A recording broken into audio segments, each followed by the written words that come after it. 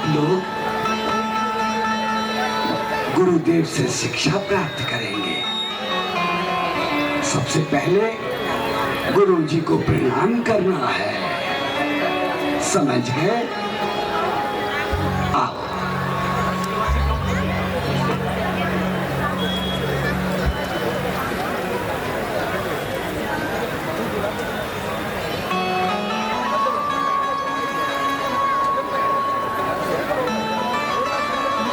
गुरुदेव के श्री चरणों में दशरथ का प्रणाम स्वीकार हो। आहा हा, आयुष्मान भव। कहो राजन, राजकुमारों के साथ कैसे आगमन हुआ?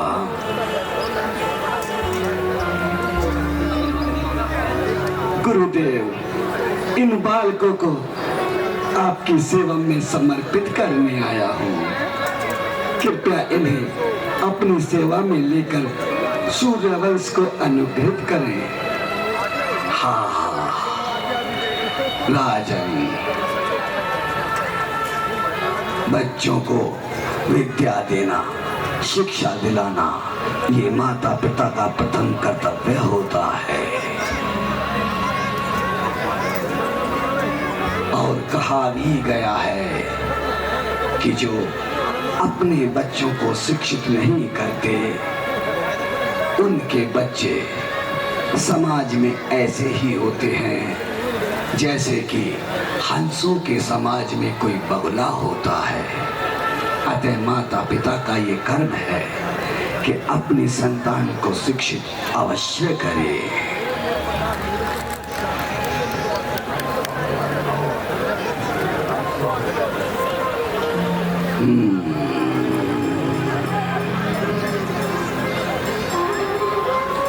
गुरुदेव, आप इन्हें अपनी सेवा में लेंगे तो हम पर बड़ा उपकार होगा।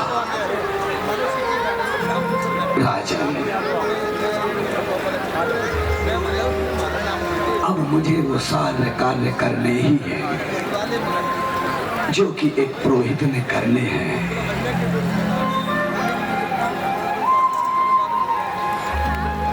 अब आप अपना राजकाज देखिए। इन बच्चों को हम शिक्षित करेंगे। जैसी आज्ञा गुरुदेव। इन बालकों को आपकी सेवा में समर्पित कर दिया है। कृपया इन्हें अपनी सेवा में लेकर सूर्यवंश को अनुग्रहित करें। अच्छी बात है।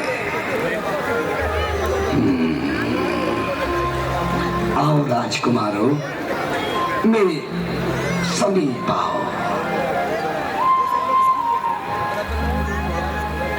आपके पिताश्री प्रस्थान कर रहे हैं, अब पहले इनको नमस्कार करो।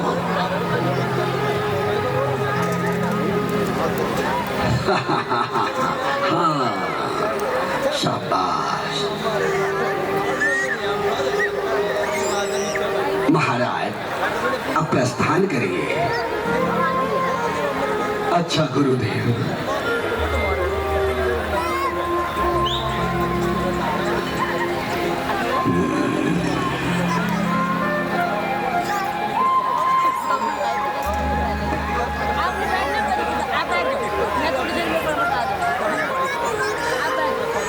चलो आप आके मुझे ले लेना, मेरे को छोड़ देना वापस। चल बैठ, आप ही बालकों, अब जिस प्रकार मैं उच्चारण करूंगा वैसे ही मेरे साथ साथ उच्चारण करोगे। विद्याएं, शस्त्र, शास्त्र, आयुर्वेद, वेद सभी की विद्या है। और एक क्षत्रिय का धर्म बड़ा श्रेष्ठ धर्म होता है। उसे अपनी रक्षा के साथ साथ अपने राष्ट्र की भी रक्षा करनी होती है। इसलिए शस्त्र और शास्त्र सभी की विद्याएं आप लोगों को आनी चाहिए। तो बोलो सत्यम वद। हाँ हाँ,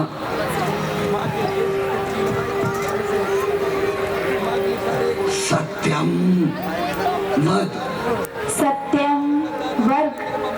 शाबाश, मजा आता है। साधु।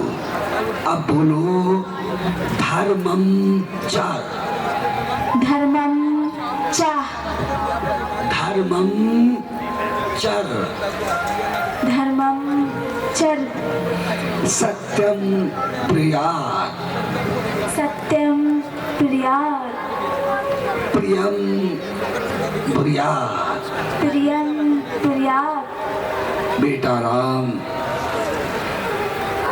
अब मेरे साथ बोलो तमसो माँ ज्योतिर्गमय, तमसो माँ ज्योतिर्गमय, तमसो माँ ज्योतिर्गमय, अस्तो माँ सद्गमय।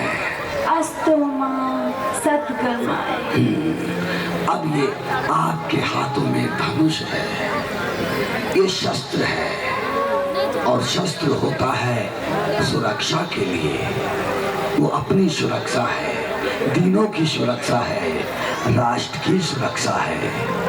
इसलिए और ये इसको तीर भी बोलते हैं। हाँ, आप तो राजवंशी हैं, आप तो सब कुछ जानते ही हैं।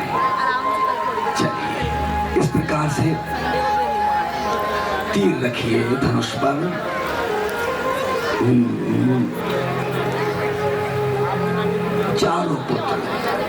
चारों पुत्र ऐसे ही शाबाश शिष्य। हाँ, सामने निशाना साधना है, बिल्कुल सामने। जब तक मैं ना कहूं, अरे हाँ, चलो पुत्र और निशाना। आओ अब और आगे की विद्याएं बताते हैं। आ जाओ, प्रस्थान करो। आओ अब।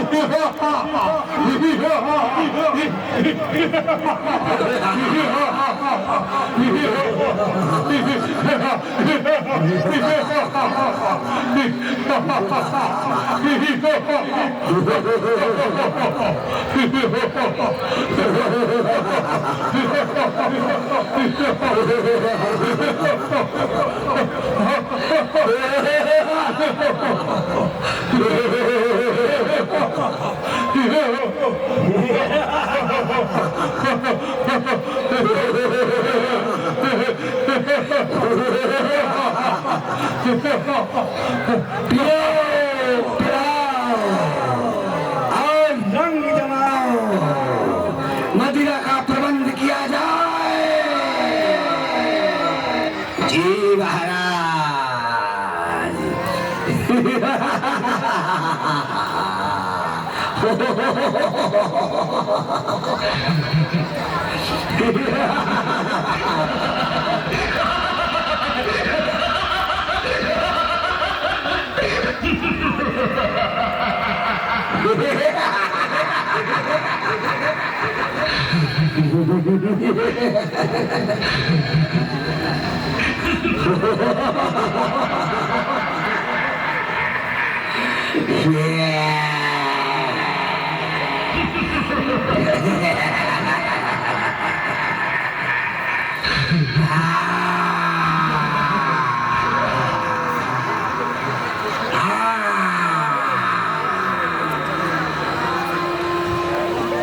चलो, अरे चलो आगे को चलो।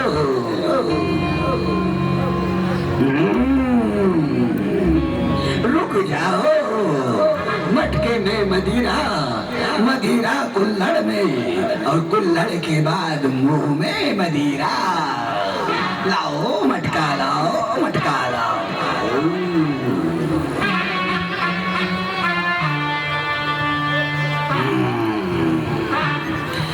अपने सुंदर सुंदर हाथों से मदिरा परोसना।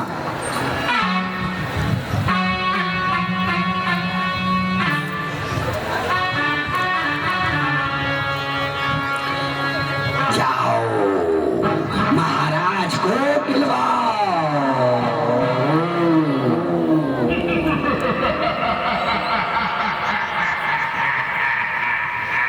और भाई के लिए आई।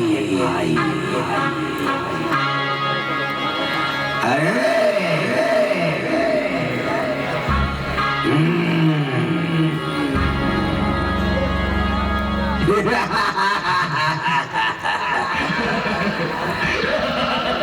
अरे सुंदरी, अब तनिक ठुमका भी लगा दे। महाराज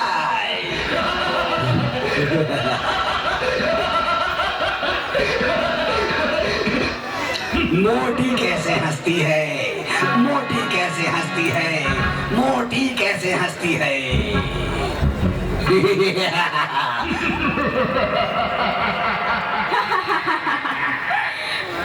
मोटी मोटी, तेरे दांत और सींग दोनों बराबर है मोटी।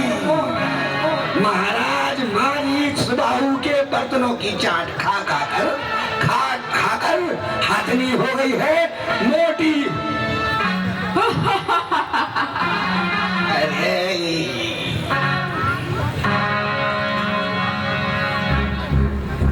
अब आपका क्या विचार है?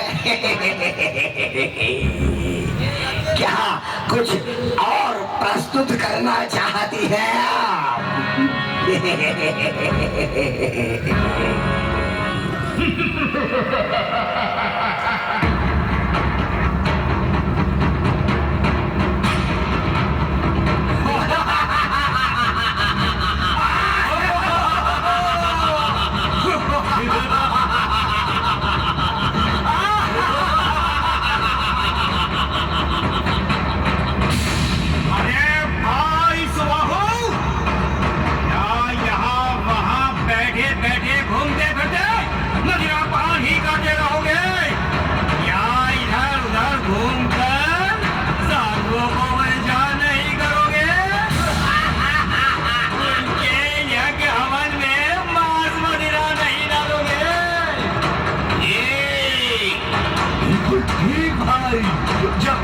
जब तक हम उनके हवन कुंड में मांस मदिरा नहीं डालेंगे, तब तक उन बेचारों की तपस्या कैसे पूर्ण होगी? चलो शीघ्र चलो।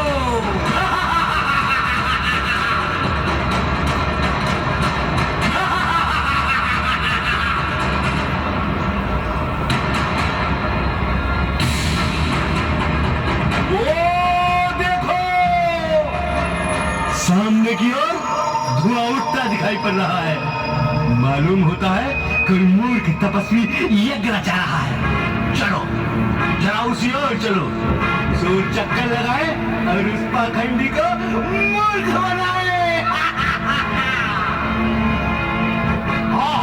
चलो भाई चलो।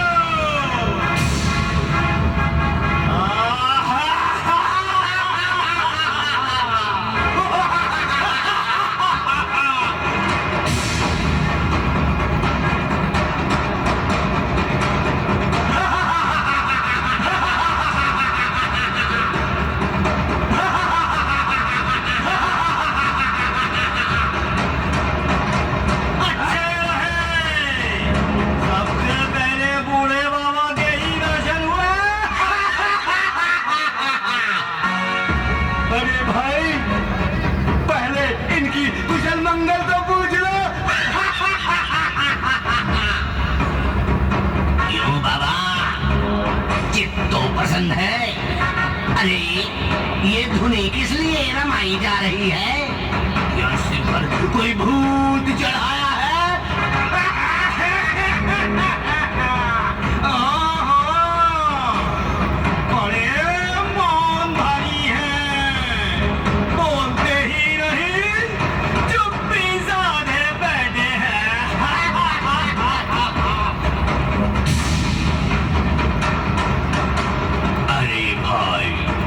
बेचारा बहुत दिनों से बीमार है, इसलिए मुंह खोलने में भी लाचार है।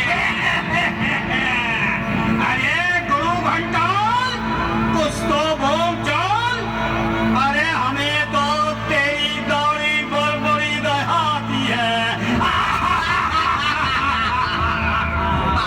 भोली भाली सूरत मन को बहुत लुभाती है। देख बाबा, सच सच बताना, क्या तुझे भी मदिरा चाहती है? लो लो गुरु घंटाल, लो, तुम भी सोमरस का पान करो।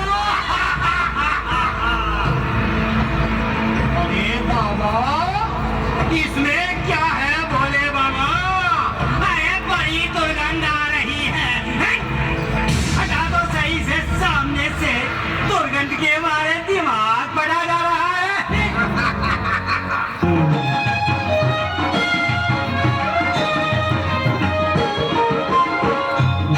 जप जग जोग मुनि करही, अति मारी सुबाहु डरही।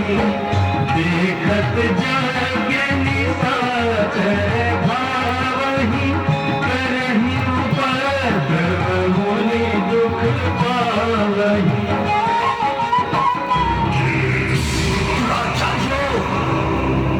इतना अन्याय, इतना पाप लोगों भी संग करने लगे, ऋषि मुनियों के यज्ञ हवन भी भंग करने लगे। किया है इस कदर पाखंड का व्यवहार दुनिया में, करने लगे यहाँ तक घोर अत्याचार दुनिया में। कोई वैसे तो इस संताप से व्याकुल बन जा सारी, परंतु संत पुरुषों की भी ये मानने लगी बड़ी। अब इन दुष्टों के नाश का उपाय भी परम आवश्यक हो गया है। यदि इनका अंत नहीं होगा तो ऋषि समाज महा दुख पाएगा। महात्माओं को यज्ञ करना भी दुर्लभ हो जाएगा। जगदीश्वर की कृपा और योग बल से मैं भी इन राक्षसों को नष्ट कर सकता हूँ, परंतु नहीं, क्रोधित होने से मेरा आत्मबल क्षीण होता है। इसलिए कोई ऐसा सहज उपाय करना चाहिए जिससे इन दुराचारियों का दलन भी हो जाए और मेरी तपस्या में विघ्न भी न आए। हाँ, ज्ञान द्वारा सिद्ध हुआ कि सूर्य वंश में निर्गुण ब्रह्म का अवतार हो चुका है, और ये अवतार दुष्टों के हनन व संत जनों के रंजन के लिए ही हुआ है। बस इसलिए श्री राम और लक्ष्मण को ले आऊं, उनके दर्शन से मैं भी कृतार्थ होऊंगा और दुष्ट भी सहज में नष्ट हो जाएंगे। बस अब सीधा जाकर रघुकुल का द्वार खटखटाता हूँ और अपने मन की चिंता को दूर करके धर्म के उपकार में लीन होता हूँ।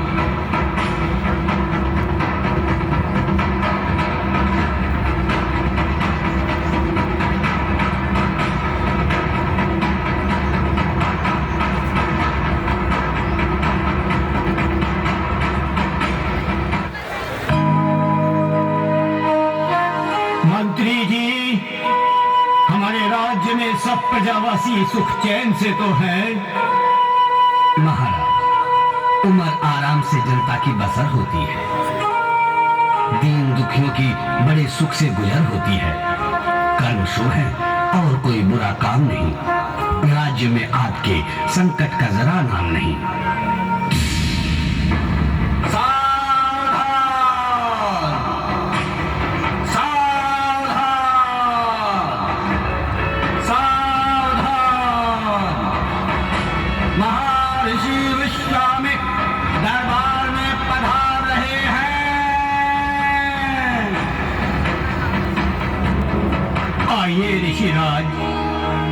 ऋषिराज ऋषिराज के चरणों में सेवक का प्रणाम स्वीकार हो। जंजीव रहो राजन, कल्याण हो। आइए ऋषिराज, आसन ग्रहण कीजिए।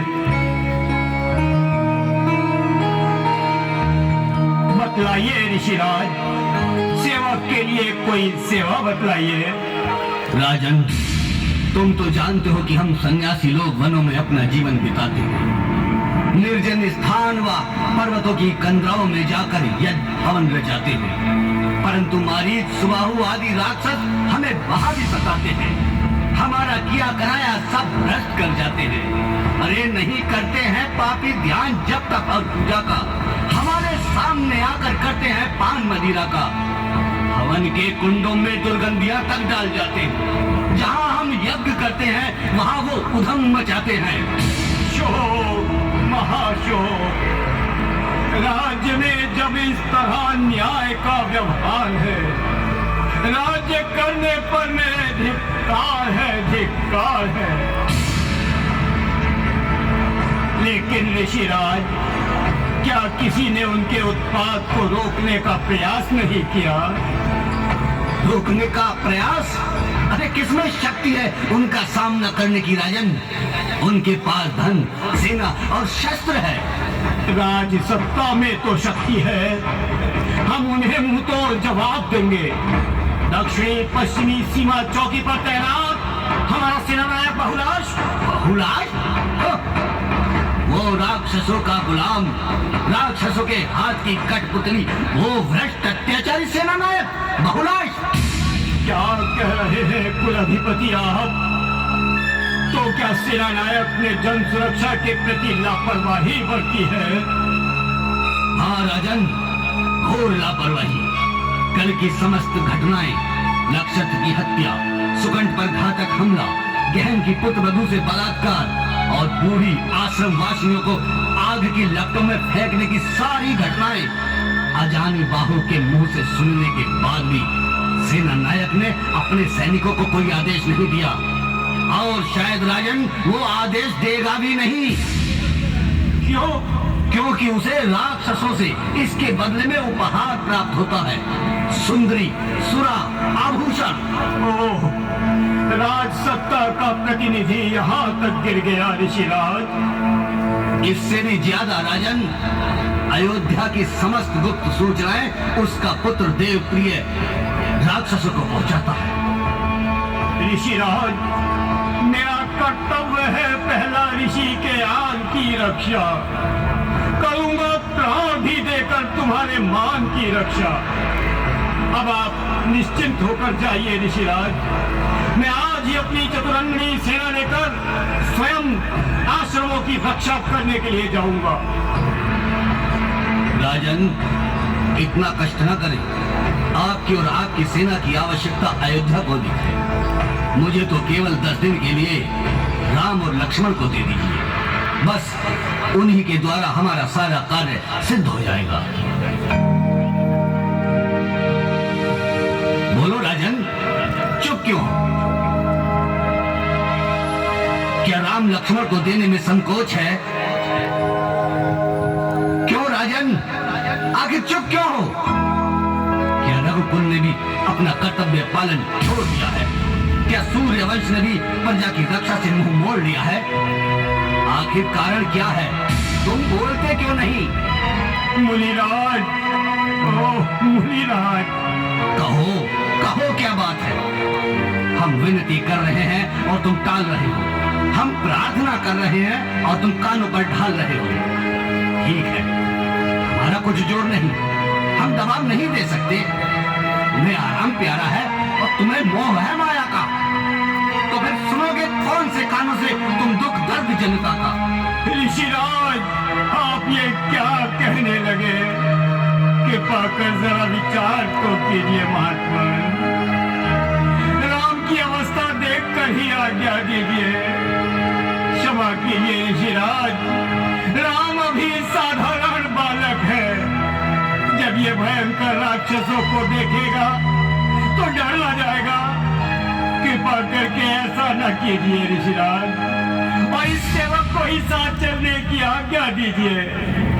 नहीं होगा किसी प्रकार पे वो इनकार आज्ञा से। करूंगा प्राण भी बलिदान में संतों की सेवा में। करो उपकार, इतना मत कहो ऐसे वचन स्वामी। करूंगा सहन किस तरह मैं शोक पुत्रों का स्वामी।